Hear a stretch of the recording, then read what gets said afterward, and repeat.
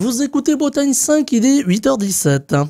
Bretagne 5, l'invité de la matinale. Et notre invité politique en ce lundi matin est Nathanaël Schmitt. Il est président des Jeunes Démocrates de Bretagne et il est venu jusqu'au micro de Bretagne 5 depuis Rennes pour commenter l'actualité et l'actualité politique. Je l'en remercie. Bonjour. Bonjour.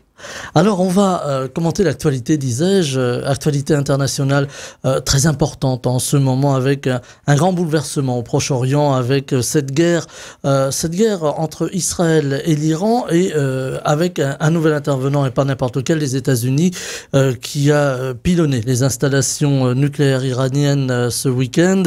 On va vers un grand basculement du monde, en tout cas de l'organisation du monde, de la géopolitique.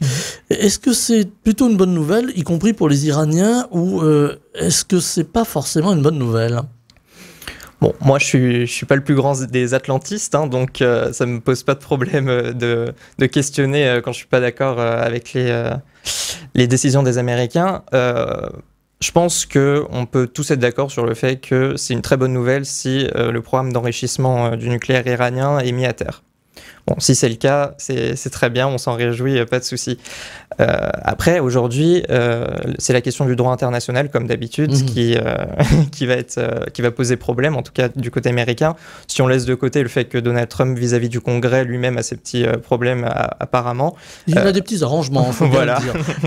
Et du côté du droit international, c'est quand même plus compliqué, parce que une intervention militaire, une intervention armée, ne peut normalement avoir lieu qu'en cas d'agression et donc de légitime défense. Bon, là, c'est pas le cas pour les États-Unis. Ils reviennent un peu dans le rôle de gendarme du monde qu'ils avaient un peu quitté quand même ces dernières années, notamment sous Trump, en se retirant d'Afghanistan, etc. Le but de ces bombardements, est-ce que c'est de renverser le régime ? Ils ont dit que non, en théorie. Le problème, c'est que renverser le régime, on a vu ce qui s'était passé en Irak, en Libye, etc. On sait que les ingérences états-uniennes, européennes, ça peut vraiment mal tourner. Et un autre grand principe du droit international, c'est la capacité des peuples à s'autodéterminer. Avec, évidemment, si le régime devait tomber en Iran, la possibilité du peuple de faire tomber ce régime. On peut imaginer que dans le calcul de Donald Trump, il y a eu ce petit, permettez-moi le terme, il est peut-être très mal choisi, mais ce petit coup de pouce pour inviter implicitement le peuple à changer de régime. Ouais, je pense qu'en tout cas, ils peuvent s'emparer de la fragilisation du régime. On a vu que les chefs d'état-major, le chef d'état-major puis celui qui l'avait remplacé ont tous les deux été éliminés par les Américains ou par les Israéliens, je ne sais plus. Je crois que c'est Israël. Ouais, oui. Ouais, voilà. Et donc, c'est sûr que ça crée une ouverture, on va dire. Mais je pense que clairement, ça doit venir des Iraniens, du peuple. Et on le sait qu'il y a déjà des mouvements Femmes, Vie, Liberté. Il y a plusieurs mouvements déjà qui sont en marche et qui juste ne sont pas en accord avec ce que le régime fait, parce que qu'on soit clair, le régime des Mollahs, c'est un régime autoritaire, cruel. Ils ont des prisonniers politiques, ils font des atrocités. Il y a aucun. Je pense que tout le monde sera d'accord là-dessus, même dans la sphère politique française très divisée. Je pense que ça serait une bonne nouvelle qui tombe. Après, encore une fois, il faut que ce soit, je pense, par les Iraniens, parce que si c'est par les Américains, par les Européens, ça va vraiment poser problème. Et je pense que c'est aussi pour ça que tous les dirigeants européens sont un peu mal à l'aise avec ce qui s'est passé. Personne ne sait si on doit approuver et condamner les bombardements, parce qu'on se dit problème de droit international, problème d'instabilité et aussi problème potentiellement intérieur pour nos pays. On a entendu Emmanuel Macron s'exprimer hier soir, quelques minutes avant un nouveau conseil de défense. Emmanuel Macron, qui là aussi n'a pas condamné explicitement les frappes américaines, mais a invité, là encore, à avoir une démarche diplomatique, à essayer de tenter ce qui est possible, la dernière chance diplomatique. On a vu aussi que l'Europe était quand même, en tout cas l'Union européenne, mise à l'écart, ni Netanyahou de son côté, ni Trump du sien, n'ont averti, n'ont prévenu l'Europe de ces frappes possibles. Oui, de toute façon, je pense que c'est une position qui n'est pas faible et qui même est puissante de vouloir la diplomatie avant tout. On sait que ça marche. Les accords de Vienne de 2015 sur le nucléaire iranien marchaient très bien. avant que les États-Unis se retirent unilatéralement. Il y avait le programme nucléaire avait été largement réduit, les doses d'uranium qui étaient détenues par l'Iran ont baissé, ça a été prouvé, ça a été montré, c'est pour ça que les sanctions économiques un certain nombre ont pu être levées. Et c'était une très bonne nouvelle. Alors même s'il y avait quelques trous dans la raquette, on a entendu l'AIEA s'exprimer en disant que voilà, il y avait ce qu'on avait montré aux contrôleurs de l'AIEA et ce qui n'avait peut-être pas forcément été montré. Bien sûr, il ne faut pas être naïf. D'ailleurs, avec la situation entre Israël et le Hamas, on ne sait pas comment ça se serait passé, ça ne serait probablement pas si bien passé que ça. Donc, effectivement, il y a quelque chose à revoir en termes diplomatiques. Aujourd'hui, l'Europe, effectivement, doit se faire entendre. Simplement, est-ce que c'est mauvais qu'on n'ait pas été consulté? Moi, je ne pense pas. Pourquoi? Parce que encore une fois, c'est des choses qui ne rentrent pas dans le cadre du droit international. De toute façon, Donald Trump savait que les Européens ne seraient pas dans une posture de soutien explicite, de soutien clair face à cette démarche. Donc, ça me paraît normal.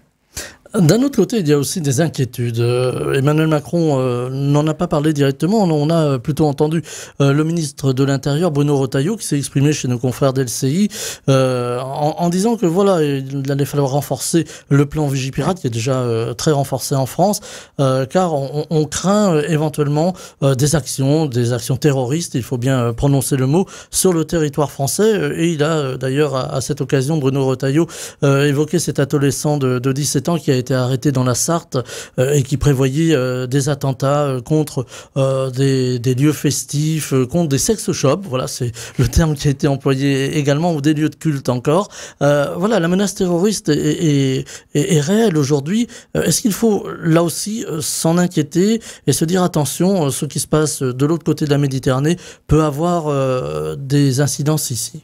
Je pense qu'il y a deux incidences principales, vous l'avez dit. La première, c'est le risque d'attentat terroriste, et effectivement on est repassé à nouveau en mode urgence attentat sur le niveau de plan Vigipirate. Donc c'est vrai que ça montre l'urgence de la situation. Effectivement, la réaction aussi du chef de l'État, du ministère des Affaires étrangères, je pense qu'ils font très attention à ce qu'ils disent, effectivement, pour ne pas éveiller, pour ne pas susciter encore plus de risques, finalement. Chaque mot est pesé. Exactement. Simplement, il y a le côté économique qu'il ne faut pas oublier, parce que l'Iran est un des deux, on va dire, pays en contrôle avec les Émirats du détroit d'Ormuz, par lequel 20% du pétrole mondial passe. Si l'Iran décidait d'entraver ou de fermer ce détroit unilatéralement, en termes économiques, ça pourrait poser de grands problèmes. On connaît les prix de l'essence, on connaît les prix des approvisionnements qui sont déjà assez hauts depuis un certain temps. Là, ça pourrait poser problème, encore une fois. Alors, l'Iran menace de fermer unilatéralement d'ailleurs le détroit d'Ormuz en représailles. Et ce matin, les bourses asiatiques ont bondi en ce qui concerne les prix des carburants et du pétrole en particulier. Voilà, donc à suivre de près, évidemment. Avec aussi un bouleversement géopolitique, car la Chine a menacé d'intervenir si le détroit d'Ormuz venait à être fermé ou en tout cas entravé par l'Iran. Oui, c'est assez rare que la Chine se positionne comme ça sur des affaires qui touchent pas, on va dire, à son espace direct mer de Chine méridionale, etc. Donc ça, c'est vrai que c'est assez nouveau en termes géopolitiques. Je pense que la Chine veut montrer qu'elle est la concurrente directe des États-Unis, et que les États-Unis ne sont plus les seuls en capacité de faire, régner l'ordre au-delà de leurs frontières, même maritimes. Et donc, c'est assez intéressant à suivre ça. Voilà, donc on va suivre ce dossier international qui a des répercussions aussi en France d'un point de vue politique. On a entendu beaucoup d'expressions de diverses sensibilités ce week-end, avec une gauche qui est quand même plutôt assez critique envers les frappes américaines et israéliennes, une droite qui pèse et un centre qui pèse ses mots, là aussi. Est-ce que ça risque d'avoir un autre dégât collatéral, c'est encore une plus grande fracturation de la vie politique ici? Je pense si on peut aller déjà à une plus grande fracturation. Je ne sais pas si on peut aller beaucoup plus loin en termes de fracture et de conflictualisation de notre vie politique française. Je pense qu'on est c'est déjà moins sensible que ce qu'on avait pu voir au début après le 7 octobre, tout simplement. Donc non, je pense pas que ça soit à ce point une difficulté pour nous. Voilà, mais ça risque quand même peut-être d'exacerber les tensions. Oui, j'ai envie de dire, on les maintient toujours avec la situation politique, l'instabilité, aucune majorité. Enfin voilà, j'ai envie de dire, depuis la dissolution, c'est le quotidien. Voilà, je croyais que vous alliez me dire rien de nouveau sous le soleil. Voilà. Et pourtant, il y a des propositions, cette proposition de proportionnelle, on en entend beaucoup parler, le gouvernement l'a évoqué, c'est dans les tuyaux comme l'on dit. Est-ce que c'est une bonne chose aujourd'hui d'instaurer la proportionnelle? Est-ce que ça va permettre finalement un nouvel équilibre politique? Plus qu'une bonne chose, moi je suis convaincu que c'est nécessaire. D'ailleurs, le MoDem et François Bayrou, ça fait depuis la création du parti, et François Bayrou, peut-être depuis le début de son combat politique qui défend la proportionnelle. Il y a plusieurs choses à prendre en compte. Évidemment, là, on a besoin de sortir de la logique des 3 blocs. Déjà, ça, c'est quelque chose qui, je pense, avec le système majoritaire, on peut plus en sortir actuellement à cause des alliances électorales, tout simplement, parce qu'on sait que tout seul, on peut rien faire, donc on essaie de s'allier, etc. Mais aujourd'hui, il y a 3 blocs, un bloc de gauche, un bloc centriste de droite et un bloc d'extrême droite, et c'est pas possible d'en sortir comme ça avec le système majoritaire. Et l'autre chose, c'est la conflictualisation du coup qui va avec, et voire la bordélisation. Une forme de blocage politique finalement. Voilà. Pour les réformes. Et ça c'est un premier côté. De l'autre côté, il y a, j'ai envie de dire, la vie politique française telle qu'on la connaît, le grand problème de l'abstention, la crise de la représentativité. Tout simplement, les gens ne se sentent plus représentés, ne comprennent pas ce qu'on fait à l'Assemblée. Évidemment, on est bloqué, donc à quoi ça sert qu'on élit ces gens à quoi ça sert qu'on élit ces gens s'ils se retirent de la liste, enfin s'ils se retirent aussi de l'élection pour laisser la place à quelqu'un d'autre. C'est vrai que c'est pas très lisible. Ça amène une forme de défiance finalement dans la vie politique et dans les représentants politiques. Mais bien sûr, et c'est pour ça, je pense qu'il y a vraiment un besoin de reparler aux citoyens et de lui dire, ok, votre voix va être écoutée, votre voix surtout va peser. Avec le système majoritaire, c'est vrai qu'il y a une injustice fondamentale de déjà les plus petites représentations, les plus petites formations politiques ne sont pas représentées parce qu'il faut avoir un certain poids pour réussir à gagner l'élection, à part si on a des notables très bien ancrés localement. Mais c'est une injustice de base. Donc évidemment, pour que typiquement, le parti breton, aujourd'hui, si on était à la proportionnelle, pourrait potentiellement être à l'Assemblée selon le seuil. Voilà. C'est des choses qu'il faut prendre en compte. Justement, il y a aussi des détracteurs de cette proportionnelle qui disent ça risque de faire arriver dans l'hémicycle plein de petits partis qui vont peut-être pas forcément s'entendre entre eux. Ça peut aussi faire monter le Rassemblement national, on entend ça. Là aussi, c'est le fantasme, c'est la réalité. Je pense que c'est clair que le mode majoritaire a permis de bloquer un certain nombre d'arrivées du Rassemblement national à l'Assemblée. Mais au mouvement démocrate, c'est dans le nom, on est démocrate. Et l'idée, c'est que la représentation nationale représente les citoyens. Et si aujourd'hui, 36-40% de la population se retrouve dans les idées de Marine Le Pen et Jordan Bardella, même si c'est pour nous une grande tristesse et une grande défaite surtout, j'ai envie de dire, c'est le choix du peuple. Et si, je vais pas dire et quand par pitié, et si un jour ils se retrouvent à être en majorité et qu'ils commencent à mettre en place leurs idées, le peuple cette fois se rendra compte de la vraie nature de leurs idées et de leur mal fondé tout simplement. Voilà, parce que finalement, ça va un petit peu à l'encontre de ce que vous défendez, la démocratie, évidemment. Justement, là on ne joue pas un petit peu avec le feu, si vous me permettez? Non, je ne pense pas qu'on joue avec le feu, parce qu'il y a quelque chose aussi dont on n'a pas encore parlé qui est à prendre en compte. Aujourd'hui, avec le majoritaire, si on reprend la dissolution de 2024, si au second tour, on avait par exemple un Horizon qui se retrouvait contre un Républicain, enfin contre un LR, ils allaient mettre en avant leurs oppositions, ils allaient peut-être faire des attaques personnelles, puisque c'est un scrutin qui est personnel, sur une tête.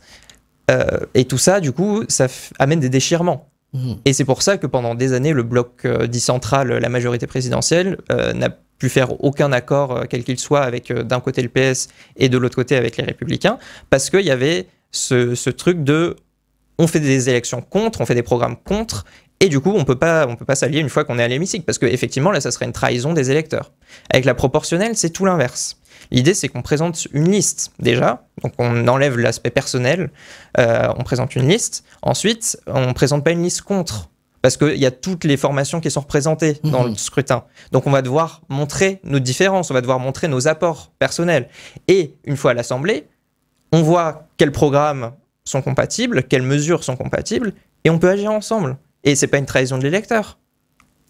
Ça permettrait on va dire, d'éviter cette sclérose politique que l'on rencontre aujourd'hui avec ces fameux 3 blocs. Avec aussi une évolution des idées. Vous parliez tout à l'heure de la forte représentation du Rassemblement national dans la population française. Est-ce qu'il faut essayer de la comprendre, de l'expliquer pour mieux la combattre finalement ? Ah ben c'est nécessaire, parce que si on ne comprend pas d'où ça vient, déjà on ne peut pas la combattre. À notre convention régionale du MODEM à Pontivy il y a un mois maintenant, on a passé une partie de la journée à justement essayer d'expliquer, à analyser la situation, en Bretagne particulièrement, mais il faut le faire à l'échelle nationale bien sûr, c'est pas toujours les mêmes enjeux. Entre le Nord et le Sud par exemple, c'est pas du tout les mêmes types de votes, il y a un vote protestataire, il y a plusieurs choses, il y a de la désindustrialisation, il y a le côté plus sécurité chez certains, voilà, il faut prendre en compte tous ces éléments-là, je pense qu'il faut surtout comprendre qu'il n'y a pas un électeur du Rassemblement national, ça c'est clair. Il n'y a pas un électeur au profil, je sais pas, raciste, anti-système et tout ça. Non, c'est vraiment pas le cas. C'est un vote de colère aussi, de protestation, de déception de la proposition, ou en tout cas de l'offre politique. Je crois que ça fait partie des votes du Rassemblement national. C'est clair. Et c'est là-dessus donc que le centre peut ramener à lui peut-être des électeurs qui seraient tentés de dire voilà, on renverse la table. C'est clairement notre ambition. Enfin, quand on veut redonner confiance en les politiques, quand on veut plus de transparence, quand on veut éviter le cumul dans le temps aussi, c'est quelque chose que le mouvement démocrate porte. Tout ça, le but, c'est de redonner confiance aux citoyens. Aujourd'hui, il n'y a pas d'autre solution. Moi, je suis un fervent défenseur de l'éducation, et notamment de l'éducation politique et citoyenne, tout simplement. Aujourd'hui, on n'éduque pas du tout assez nos enfants et nos jeunes sur notre système politique, les idées politiques, l'histoire de la démocratie, etc. Et ça, c'est un vrai manque, c'est un vrai problème. Alors justement, l'éducation, on en parle beaucoup aujourd'hui, elle manque de moyens, c'est un peu comme la santé également. Il faut remettre l'éducation au cœur, vous avez déjà donné un début de réponse, mais au cœur de l'action politique, car on voit aujourd'hui une génération, ou en tout cas des générations qui sont un petit peu en déshérence. Alors au niveau politique, mais aussi il y a une grande colère, il y a aussi parfois de la violence, on l'a vu dans nos rues, là encore pour la fête de la musique. Alors là, il y a différents facteurs qui interviennent, mais on a quand même l'impression qu'à chaque fête, que ce soit du côté du foot ou de la musique, il y a un moment où ça dégénère et où nos rues se transforment en champ de bataille. Ouais, je pense déjà il faut quand même commencer par nuancer ça, parce que effectivement on voit ça avait commencé, je pense. On avait commencé à vraiment le constater avec les Black Blocs durant les Gilets jaunes, et je pense qu'il faut toujours rappeler, et ça marche avec les émeutes, les difficultés dans les universitaires par exemple, ce qui s'était passé à Rennes 2 ou quoi. Il faut toujours réussir à prendre de la hauteur et à se dire ok, ce n'est qu'une petite partie, une partie minime des personnes qui fait ça tout simplement, et c'est des gens qui profitent de ces événements. C'est des gens qui ne sont pas là pour fêter, mais c'est des gens qui sont là pour détruire et pour faire le bordel en fait. On a quand même eu des appels à la violence sur les réseaux sociaux, ces jeunes femmes qui ont été piquées avec des seringues un petit peu partout en France, c'est assez terrifiant. Il y a eu ces appels sur les réseaux sociaux, là aussi il va falloir être plus coercitif. Vaste question. Vaste question, on le voit, c'est l'ambition de Gabriel Attal de revoir tout le côté de la justice des mineurs. Il faut faire attention à ce que tout ça soit bien constitutionnel. On l'a vu, beaucoup des articles de son texte ont été retoqués par le Conseil constitutionnel, et à raison. Il faut être très sage, je pense, parce que on ne veut pas exacerber, j'ai envie de dire, les tensions qui existent déjà. Et on revient à la question de l'éducation. Effectivement, je pense qu'il y a toute une relation avec l'État, avec le système scolaire, avec la police, qui est à refonder tout simplement, parce que aujourd'hui il y a à l'image de, j'ai envie de dire, de notre sphère politique, des tensions qui sont très grandes. C'est assez violent quand même dans les rues. On a vu des images passées qui étaient quand même assez violentes, de bagarres, voilà. Alors avec aussi une composante ethnique. Là aussi, il ne s'agit pas de montrer du doigt qui que ce soit, mais là aussi, il faut arriver à discuter avec les communautés. On a l'impression que la France se communautarise et que personne ne peut plus se parler finalement. Non, bien sûr, il y a un sentiment d'abandon d'un certain nombre de personnes, notamment dans certains quartiers populaires ou des quartiers prioritaires de la ville. On le voit à Rennes, on le voit dans n'importe quelle grande ville, j'ai envie de dire, parce qu'il y a un vrai abandon d'un côté, et de l'autre, il y a vraiment des personnes qui sont là pour nuire. Et voilà, il faut traiter la question, mais il faut surtout pas la lâcher, et surtout pas la lâcher aux mains de l'extrême droite, parce que là, c'est là qu'on perd le combat en tant que, moi je le dis en tant que centriste, il faut surtout pas lâcher les questions de sécurité, il faut pas les mettre non plus faut pas les élever sur un piédestal parce que on voudrait récupérer les plates-bandes du Rassemblement national, mais il faut les traiter parce que il y a un problème objectif. Objectivement, il y a une situation, alors on va pas fermer les yeux. Ne pas fermer les yeux et prendre la mesure finalement de la situation. Vous avez parlé de Rennes, ça va nous amener, vous me voyez venir, j'en suis certain, aux élections municipales, ça va venir très vite, 2026, j'allais presque dire c'est demain. Il y a beaucoup de choses à Rennes, ça nous amène directement d'ailleurs à la question de sécurité. Souvent Rennes est pointée du doigt, il y a ces problèmes de trafic de drogue qui sont très prégnants à Rennes, on entend parler de fusillade, il y a un climat assez difficile à Rennes. Comment ramener la sérénité là encore ? On est en train de créer des projets, tout simplement, à Rennes et dans toute la Bretagne. Le MoDem a désigné des chefs de file, notamment Marie-Pierre Védrenne, députée européenne et conseillère régionale, pour coordonner notre action, nos alliances, nos partenariats à l'échelle régionale. On a aussi désigné, dans les semaines précédentes, une première vague de chefs de file au niveau des villes. Donc à Rennes, on a Nicolas Boucher, qui est conseiller municipal depuis 6 ans, donc qui porte déjà nos intérêts là-bas depuis 6 ans. Donc c'est tout à fait normal de ce côté-là. Aujourd'hui, on discute avec différentes formations, on négocie, on consulte. L'idée, ça va être effectivement de rassembler, mais de ne pas faire un rassemblement qui dépasse trop de frontières au point qu'on perde nos idées centristes et modérées. On peut imaginer un rassemblement qui irait un petit peu plus vers la droite, j'entends la droite républicaine. Aujourd'hui, après consultation des adhérents MoDem rennais, il a été décidé qu'on participerait à une équipe qui irait des sociodémocrates de Cazeneuve, de Repsamem, et jusqu'à Horizon, en passant par Renaissance, UDI, tous les partis centristes, partis bretons, voilà. Mais pas forcément LR. Non, aujourd'hui avec Thomas Rousseau qui représente les LR, c'est pas possible pour nous tout simplement parce que quand on flirte et quand on fricote avec l'extrême droite et avec le Yarl et tout ce genre d'influenceurs, c'est notre ligne rouge tout simplement. Voilà, donc la ligne rouge est fixée. Est-ce que vous pouvez demain imaginer une alternance à Rennes, une alternance centriste à Rennes ? C'est plus qu'on l'imagine, on la prépare. On la prépare, on y croit, et si on n'y croyait pas, je pense que on ferait pas grand-chose pour. Aujourd'hui, les gens en ont marre, je pense, de l'équipe de Nathalie Appéré. Au-delà de Nathalie Appéré, ça va faire 50 ans en 2027 que la ville est aux mains du PS. Edmond Hervé, c'était quand même avec Edmond Hervé, effectivement. C'était quand même un autre combat, mais c'était différent de l'équipe actuelle. Beaucoup de sociodémocrates, donc de gens de gauche modérée, de centre-gauche, en ont vraiment marre de l'équipe de la majorité actuelle, se sentent déçus et même trahis, en fait, tout simplement. Parce que l'équipe actuelle s'est rapprochée des dérives LFistes, et puis une partie des écolos et même des socialistes, tout simplement se rapprochent tout à fait des idées de la France insoumise. Et aujourd'hui, la méthode n'est plus du tout la bonne, quoi.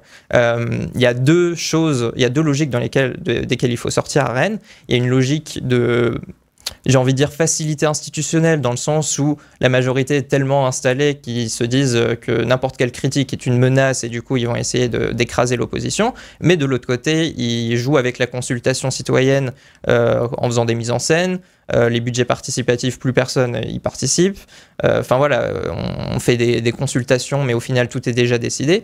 Et de l'autre côté, il faut sortir de la logique idéologique. Au bout d'un moment, il faut être un peu pragmatique. Je crois vraiment qu'une partie de l'équipe de Nathalie Appéré est simplement hors sol aujourd'hui, des problèmes des Rennais. Quand on nous dit après la fusillade à Villejean avec les élus Charles Compagnon et Nicolas Boucher que il faut commencer à prendre conscience, il faut une prise de conscience sur le narcotrafic et la violence à Rennes. Ah bon? Seulement maintenant? Ça paraît un petit peu tardif. Donc au bout d'un moment, il faut aller sur le terrain, et si Madame Appéré allait sur le terrain, elle aurait constaté depuis un certain nombre d'années que les choses évoluent. Alors les choses évoluent, l'alternance est possible. Il y a aussi cette annonce de LFI qui veut présenter. Alors pour l'instant, il y a deux candidats qui sont possibles, ou un binôme, je ne sais pas comment on peut dire. Mais il y a une forme aussi de division de la gauche. On le voit bien avec le Parti socialiste d'un côté et LFI de l'autre. Est-ce que ça peut profiter finalement, cette division de la gauche, au Parti centriste ? Oui, déjà, vous dites le Parti socialiste. Aujourd'hui, à Rennes, je pense qu'il y a les partis socialistes. Alors oui, les partis socialistes. Donc oui, effectivement, il y a LFI, il y a les écolos qui semblent être proches à Rennes, comme à Nantes d'ailleurs. Une partie des socialistes qui sont dans cette lignée-là, une autre partie non. Évidemment que j'ai envie de dire ça peut nous profiter. Après, il y a les enjeux du premier tour et du second tour. Moi, je vous disais, notre ligne rouge au premier tour, effectivement, Thomas Rousseau, pour nous, c'est pas possible. Si un certain nombre des LR voulaient nous rejoindre au second tour, pourquoi pas, j'ai envie de dire. Mais voilà, il faudrait que ce soit dans notre lignée d'idées, tout simplement, et de valeurs. Il y a une ligne rouge, mais il y a possibilité de discussion. Il y a une possibilité de discussion avec ceux qui, j'ai envie de dire, sont compatibles avec nos idées. Tous les LR de Rennes ne sont pas dans la lignée de Thomas Rousseau, c'est ce que j'essaie de dire. L'alternance à Rennes, ça pourrait se traduire comment? Alors, on n'a pas beaucoup de temps, mais je ne vais pas vous demander de donner tout le programme, mais on peut imaginer au niveau des mobilités, de l'environnement, de l'urbanisme, de mieux vivre à Rennes, finalement, des mesures assez rapides et assez importantes. Je pense que plus que, évidemment, le programme est en train d'être construit, plus que le programme, c'est la méthode qui devra changer. Comme je vous l'ai dit, c'est aller sur le terrain, être pragmatique et demander aux gens quels sont vos problèmes, quelles sont vos demandes. Et là, on pourra avancer tout simplement. Il y a des enjeux, par exemple, au niveau économique pour les commerçants. Bon, il y a eu le grand déboire avec le parking Vilaine. Encore une fois, pour moi, c'était une question de méthode avant tout. On a fait un collectif de 30 personnes de la métropole de Rennes, pas de la ville de Rennes, de la métropole, 30 personnes qui sont décidées sur le sort du parking, alors qu'il y a 1000 commerçants, 500 citoyens, il y a plusieurs milliers de personnes qui ont signé une pétition pour demander non, on en a besoin pour la vie. Bon, est-ce que ce parking devrait rester? Moi, je suis pas arrêté là-dessus. Effectivement, il y a plusieurs enjeux qui rentrent en compte en termes de mobilité, d'écologie, de budget. Mais c'est une question de méthode avant tout. Voilà, donc un changement de méthode assurément pour mettre en place cette alternance à Rennes. Un dernier mot, est-ce qu'aujourd'hui finalement dans des villes comme Rennes, les citoyens, vous avez déjà commencé un petit peu à répondre, mais les citoyens sont mis à l'écart des décisions, même s'il y a des consultations citoyennes populaires. Est-ce qu'il faut peut-être avoir des citoyens un jour représentants dans les conseils municipaux? Très clairement, on porte ça, notamment avec Nicolas Boucher, que les conseils de quartier soient beaucoup plus développés. C'est-à-dire qu'il y aurait une division beaucoup plus nombreuse des quartiers pour que ce soit vraiment, disons, à l'échelle où des citoyens pourraient s'exprimer auprès de leurs élus de quartier, et qui ferait remonter effectivement au niveau municipal tout ça. Voilà, donc on va suivre évidemment ici les futures élections à Rennes. J'imagine, et là en 2 secondes, que vous êtes déjà dans les starting blocks, comme l'on dit. Ah oui, on prépare et on est prêt. Nathanaël Schmitt, président des Jeunes démocrates de Bretagne, était notre invité politique dans la matinale ce matin. Merci d'être venu à notre invitation. Je vous souhaite une très belle journée. Très bonne journée, merci. Bretagne 5, Stéphane Hamon, le 7-9.